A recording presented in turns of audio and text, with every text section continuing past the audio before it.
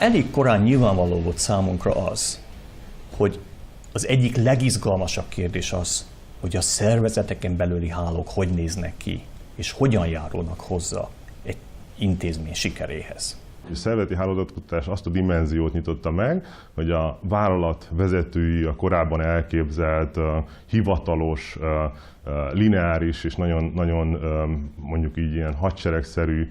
működési modellből, hogy van egy felsővezető, a felsővezetőhez riportálnak a középvezetőkhez riportálnak az alsóvezetők, és aztán vannak a munkatársi szintek.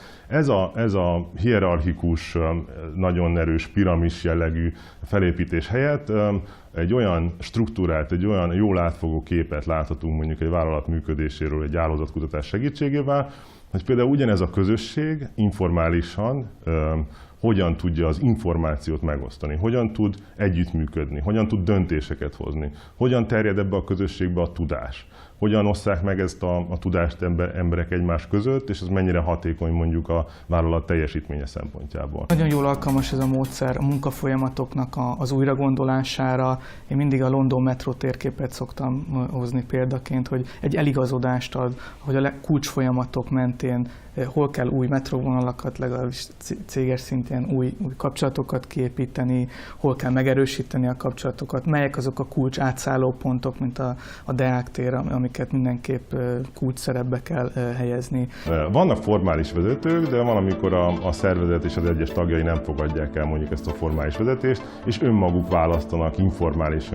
olyan vezetőket, akik jól láthatóan nagyon sok emberhez kapcsolódnak, nagyon sok emberre vannak befolyással, nagyon sok információhoz férnek hozzá, és ezáltal egy ilyen csomópontként működnek ezek a hálózatokban. A kutatást követően indította el a vállalatvezetés egy olyan munkát, amiben a vállalati kultúrát szerettük volna továbbfejleszteni. Ez azt jelentette, hogy különböző műhelymunkákat indítottunk el, munkacsoportok alakultak, és ezekben a munkacsoportokban volt egy úgynevezett témagazda, és én is az egyik ilyen témagazda lettem. A témagazdák abból a körből kerültek ki, akiknek ez a legnagyobb kapcsolati hálója volt ugye a kutatás szerint. Nehéz elképzelni azt, hogy a jövő vállalatvezetője effektíven tudna vezetni, annélkül, hogy megértené, hogy pontosan mi a cégének a belső struktúrája, hol halad az információ, hol lehet és hol kell belépni ahhoz, hogy